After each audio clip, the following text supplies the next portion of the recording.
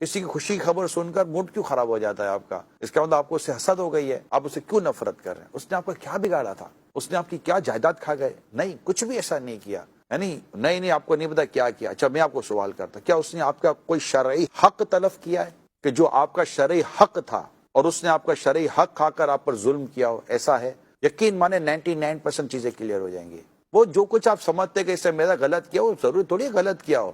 آپ کا phone attend نہیں کیا تو اس کا حق ہے وہ فون اٹینڈ نہ کرے۔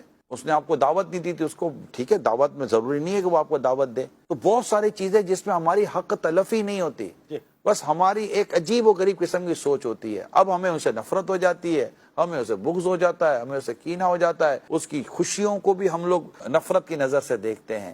اس سے اس کی صحت پہ کوئی فرق نہیں پڑے گا۔ اللہ پاک نے جس پر اپنی نعمتوں کے دروازے کھول دیے نا، اس پر تو نعمتیں برسیں گی، اور اگر اس کی نعمت سے آپ کو جیلسی ہو چکی ہے تو یاد رکھیے کہ اس کی تو نعمتیں بڑھیں گی، آپ کی جیلسی بڑھے گی۔ اللہ یعذ باللہ۔ گویا کہ حسد کرنے والا اللہ پاک کی تقسیم پر اعتراض کرتا ہے کہ یا اللہ اسے کیوں عطا فرما رہا ہے؟ بس اللہ کی مرضی ہے، آپ کو کیا ضرورت ہے اس کی خوشیوں کو میں مطلب کہ وہ رنجیدہ ہونے کی؟ نہیں، خوشی ملتی ہے، آپ اس کو مبارکباد دیں، آپ کو مبارک ہو، اللہ پاک آپ کی خوشیوں میں برکت دے۔ آپ کو پتہ ہے اس کا فائدہ کیا ہوگا؟ آپ جب یہ کسی کے ساتھ اس طرح کا انداز اختیار کریں گے تو خود آپ کے غم، آپ کی پریشانیاں دور ہوں گی، اللہ پاک آپ کو خوشیاں عطا فرمائے گا، اللہ پاک آپ کو راحت عطا فرمائے گا۔ آپ کر کے تو دیکھیں جو میں آپ کو عرض کر رہا ہوں، کر کے دیکھیں، انشاءاللہ تعالی آپ کا گھر اور آپ کی ذات، کیونکہ یہ حسد جو ہے نا یہ آپ کو بے چین کر رہی ہے، اس کی صحت پہ کوئی فرق نہیں پڑ رہا۔